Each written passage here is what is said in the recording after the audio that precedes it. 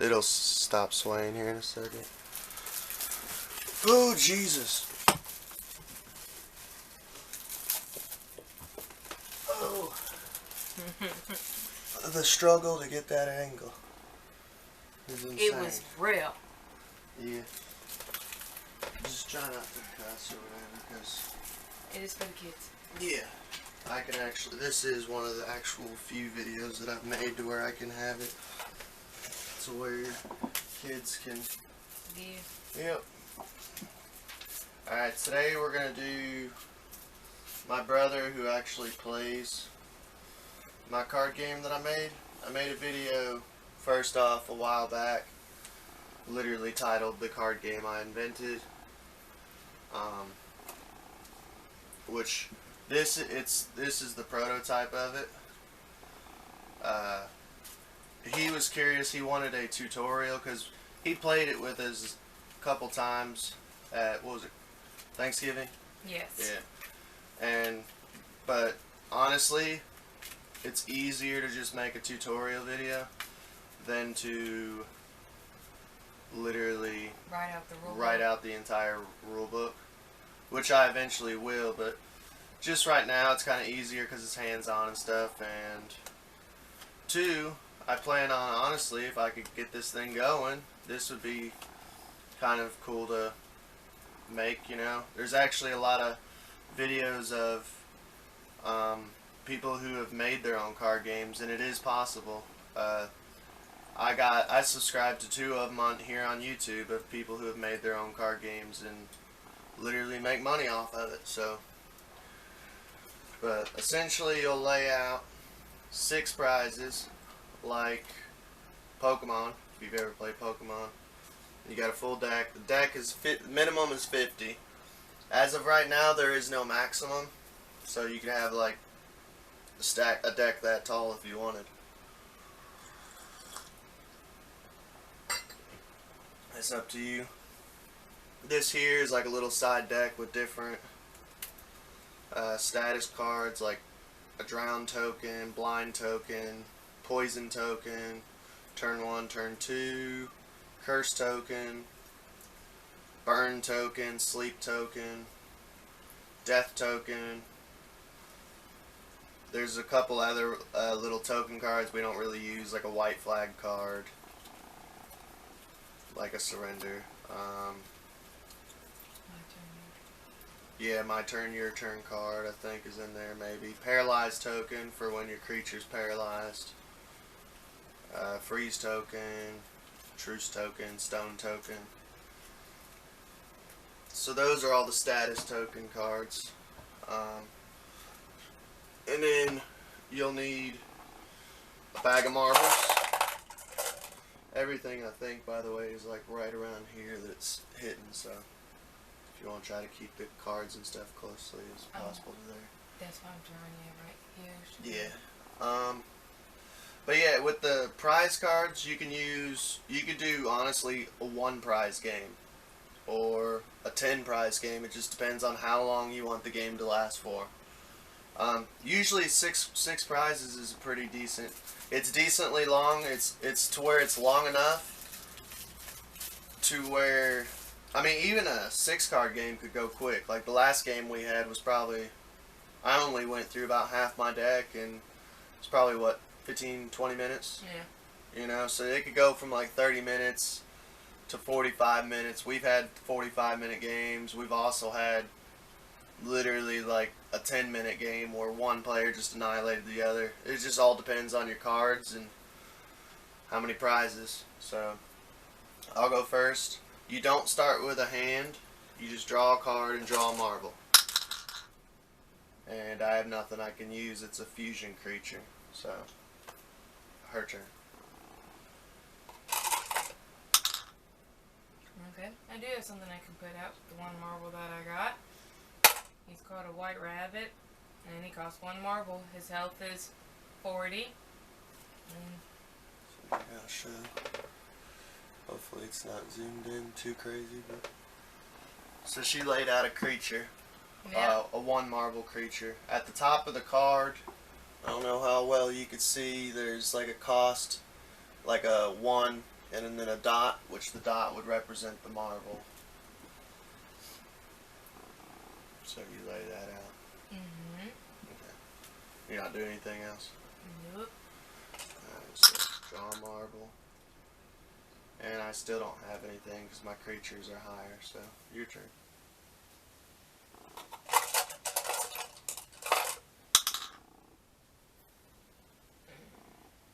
I'll keep a hold of that.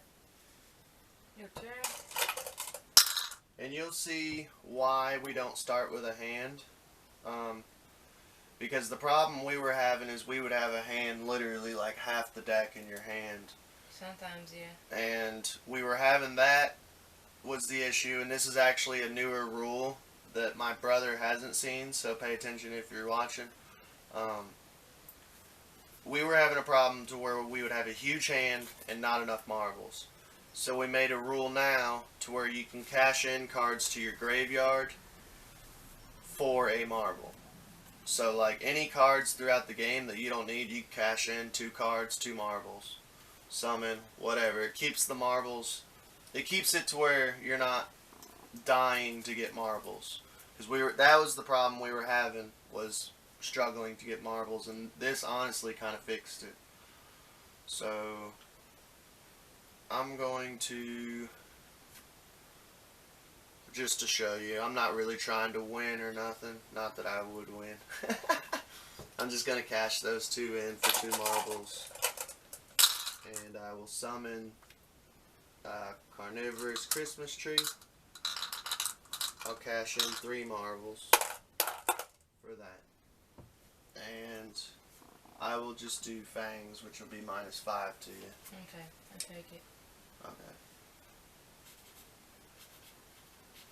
And you'll want to keep a pen and paper so that way you can mark the HPs and stuff.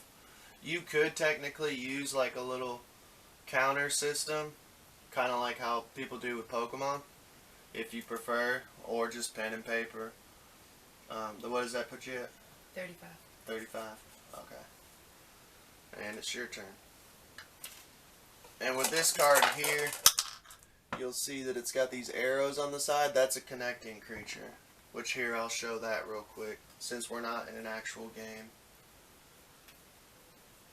So, on the card, it'll list with the red arrows onto the side, or the arrows will either be on the left side, right side, top, or bottom. Honestly, it doesn't matter which direction the arrows are pointing. It's just for, like, cosmetic looks. Let's see, and it lists which creature connects with. Like, this one connects with Evil Present. So, I don't have it in my deck. It might be in the prizes. And it is. So I'm going to switch out one of my prizes. You can't do that in the game, but since we're doing a tutorial. So these 2 creatures, if I summon this, it would connect with it. Now when it connects, if her creature destroys one of my creatures, it does not automatically get sent to the graveyard. All she does, and she doesn't draw marbles. Like when if this creature destroys her creature without connecting with anything, her creature would die.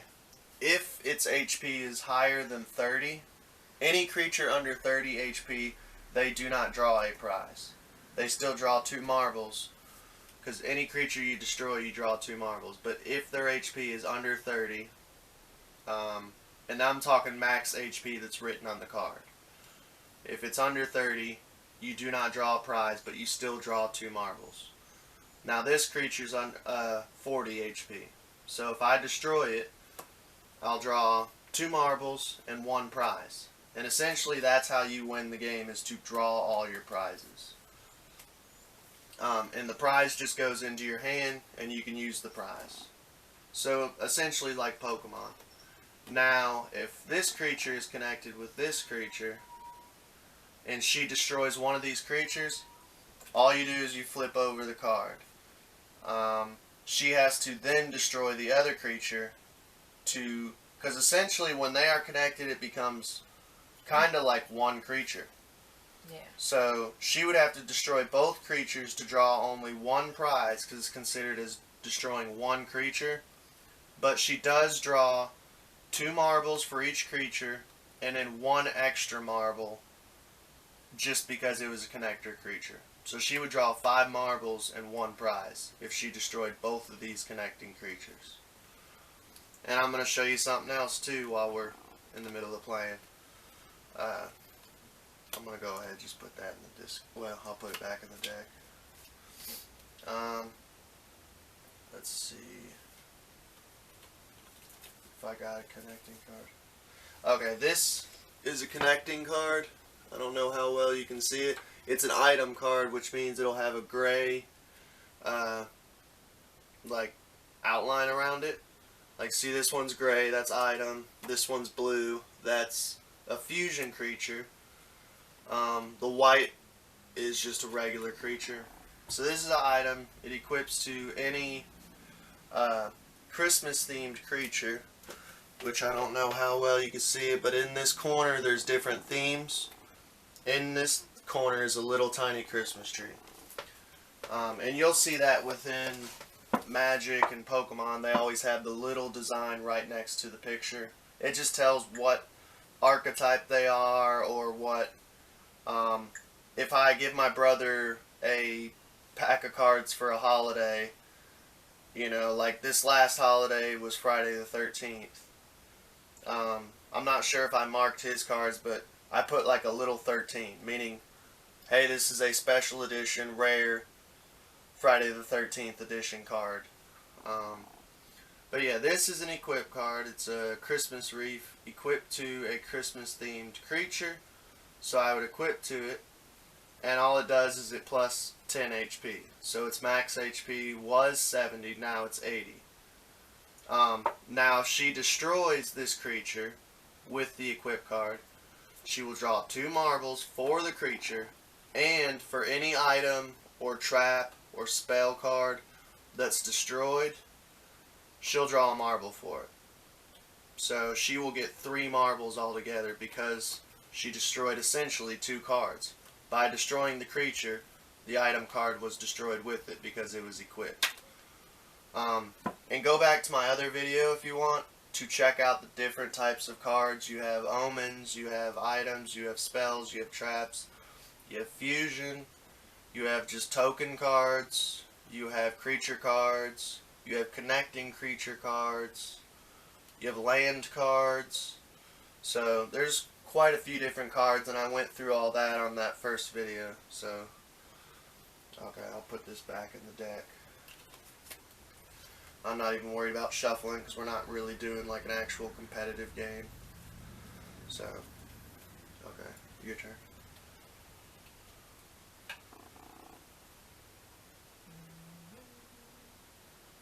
Well, that's good, because yeah, it's kind of hard to get out. You're doing a random deck, aren't you? Mm-hmm.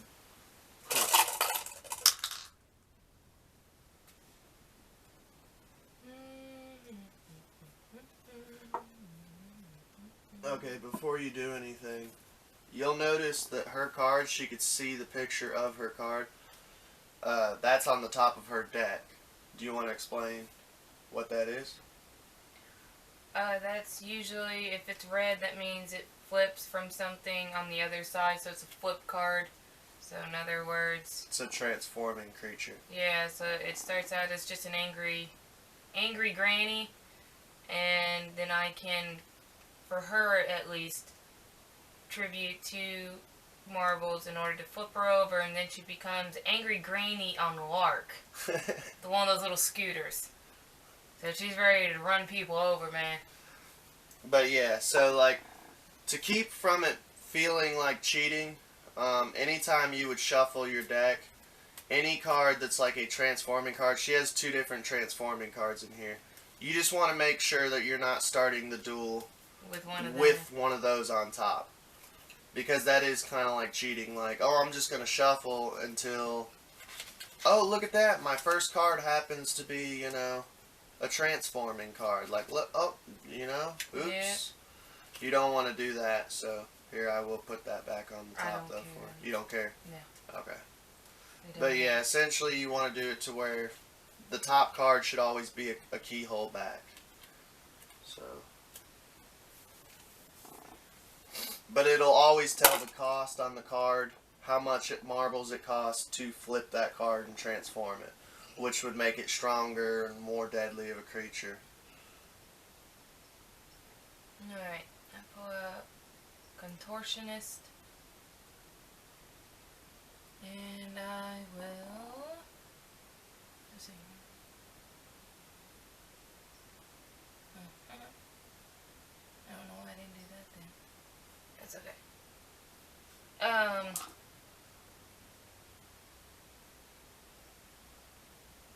I'll kick your carnivorous Christmas tree. Alright. What does it do? 10. Okay. I'm not even going to do dodging. You can do dodging attacks. Like this card has... This card actually doesn't have a dodge attack. Ha! Here's the I got rules some. with dodging. Let me look Well, he through. just attacked me because I got dodge. Okay. Well, I'm going to attack her then. Well, let me draw on like a normal turn. Yeah, what's this play? And, well, I know. I'm honestly not really concerned about playing an actual game. I'll attack her with Fangs, which is a -5 to target. It costs 0 marbles. Or I can do an attack that's higher. I'll do a higher attack. I'll do Chomp, which minuses 1 marble into the main bowl of marbles. And it minuses 15 HP to White Rabbit. I will hop and dodge. Okay. Attack. So for the cost of 1 marble, she can use Hop, and it dodges that attack. Now here's the thing about dodging, though, is some of the dodges will have you flip a coin and spend a marble if it's heads, like a kind of a chance thing to see if you dodge that attack. Here's the thing about dodging, though. If I had, say, 2 creatures on field and I do Fangs to her, she dodges 1. You can only dodge 1 attack. So now that that creature has already dodged, I can come in with this creature and attack it, and it's wide open. It has to take it.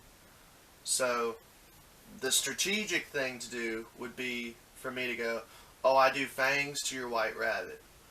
You know, and say she goes, oh, I dodge it. Okay. Now I'm going to come in and do Slash, spend my marble, and do a heavier hitting attack and minusing more. So essentially, you kind of have to have a poker face in this game. You know, to kind of, honestly, poker face and psychological warfare a little bit. To be like, oh, I'll do this attack to them. And just kind of pause and act like that's the only thing you're doing. You know? And if they take the bait and dodge the lesser attack, then you can be like, okay. Boom. You know? Hit them with a heavier attack. So there is definitely psychological warfare at play. Okay, so my turn or your turn? Or... Well, you attacked me, so that made it your turn. Okay, so I'll draw. Well, no, I'm saying it was your turn, because you just attacked me, so I guess I'd make it my turn then, right? I was just showing as an example. It doesn't matter. Then you can go. Okay, I'll draw. And I have actually a lesser cost creature. It's only 35 HP, but it costs 0, so I'll just go ahead and summon it without spending marbles. And I have 2 weaker attacks that don't cost marbles either. I didn't draw a marble when I drew. That's another way too to stack up marbles if you see that you're having trouble stacking marbles. Go ahead and do weaker attacks that don't cost marbles. Like Fangs only minuses 5 HP. Bite only minuses 5 HP. But I can attack with these 2 creatures, attack the White Rabbit. If she chooses to block, she can always choose the option to block the higher attack. But yeah, I'll go ahead and do 2 attacks. Cost 0 marbles, minus 10. So you take it. I have to. I don't have any marbles. Okay, so she would take it. So that puts her at 25.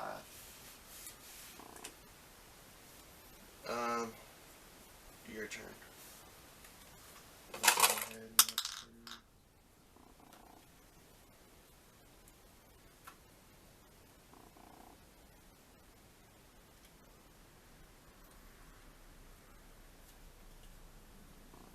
Retrieve all 3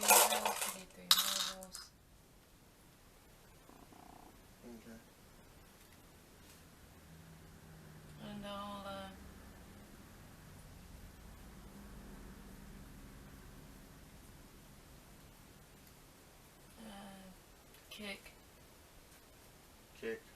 your carnivorous tree. You can mark down whatever. I'll take it. I'm trying to look for a land card. Of course, it's in the prizes. I'm going to kind of set up my next couple draws just so I can show you some more things. Obviously, like I said, I'm showing you just in general. This is, you wouldn't do those type of things in a normal game. You wouldn't switch cards with your prizes. This is just for example. I have a trap card. Let's say I drew it. I have a trap card. It says steal 3 marbles from opponent. So I can lay down that trap from hand at any time. Traps you can lay down at any time. From hand, you can flip it from field. So yeah, so I'll lay down that trap, steal 3 marbles from opponent. So I take her 3 marbles, put it in mine, put that in the graveyard, and then go about the rest of my turn. Now I'm going to go ahead and set up my next turn, which would be, I draw 1 marble. Now this is a land card. There can be, okay, here's the thing with lands. I lay down this land, and it'll say on the card, like this one says 20 plus HP and plus 5 attack to any Christmas themed creature, which if you remember I was telling you about the little symbol of the Christmas tree. So I can lay down that land, which it costs 1 marble to do it. It'll tell marble cost at the top or in the description.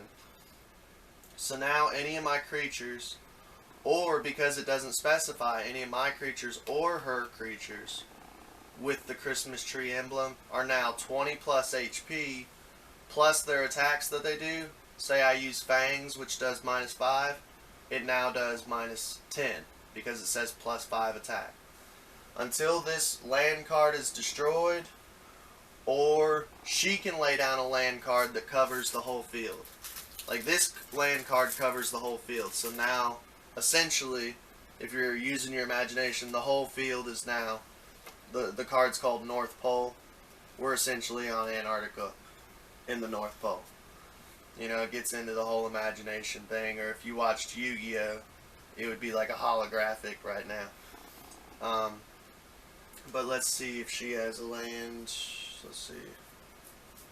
So I can show you. Obviously, you wouldn't do this in an actual game. But, yeah, she doesn't really have a land. But let's say she did have a land, and it covered the whole field. She could then play that land over this land. This land would not go to the graveyard, it would just be played over it. And it would cover the whole field and change, it would cancel out this land and change the field into whatever land card she played. Now here's the thing, she can pull out a land card that only covers her side of the field. It might say plus 10 HP and 5 attack to only your creatures. Or she could play a land card that covers only my side of the field. That would say -5, 5 to all creatures on opponent's side of the field. Now where it only covers 1/2, it would coincide with this land card. So it would still be the North Pole, but whatever, if she changes her side of the field, my side remains the North Pole, her side's the new field. But the reason you don't dispose of the card, like say she lays down a land that covers the whole field and cancels this one out, if I have a trap card that destroys a land, I can destroy her land and it would go back to whatever land card was underneath. It would go back to the original field. I think that's about it. I mean, I think so. Basically, you attack each other, use spells and traps against each other. Some of the spells are equipped spells. Some of the traps, I don't think any of the traps are equipped traps. Items and spells are equipped. Everything, honestly, is self-explaining in the actual card. And I've described I've written out what the card does, I think, pretty well described. So, if you have any trouble, hit me up in the comments on any cards or any rules. I think that covers everything. Do you? I think so. That's why I'm kind of just looking through to see if I see something. Well, while she's looking through, here's a spell card. Like, just as an example, it's a plus 20 HP to all Christmas themed creatures on your side of the field. It's a Christmas Eve is the title of the card. It's a spell card. I can lay that down. You do have fusion types too. Now, spell cards you can't use on the opponent's turn. The only cards you can use on the opponent's turn is Trap. a trap card, or if it has a lightning bolt symbol, kind of like Yu-Gi-Oh, that means it's an instant. It can be played from hand or field on the opponent's turn at any time. But unless it specifies with a lightning bolt symbol, the only card that can be played on opponent's turn is trap. So, like, this is self-explanatory. All the cards are pretty much self-explanatory. Plus 20 HP to all Christmas type creatures. I'd lay that down. He's now 20 HP or more, so put it aside. For the rules though, like, basically you fight each other and destroy creatures. Any creature over 30 HP, you draw a prize until whoever draws all of their prizes wins the game. Or whoever, if I run out of cards in my deck before her, I automatically lose. So essentially that's how you win the game. That's the best way I can explain it. I hope I explained it easily. If there's any more questions, hit me up in the comments. I'll probably make a couple smaller videos here and there. I finally came up with a name for it. I think I'm just going to call this game Creature Cards. I don't know. I think that would probably be a fitting name for it. And it is a prototype, so I mean, if it ever does get actually printed and stuff, I might change the name. But as far as right now, I'll just call it Creature Cards. And there's your tutorial, so hope y'all have a good day.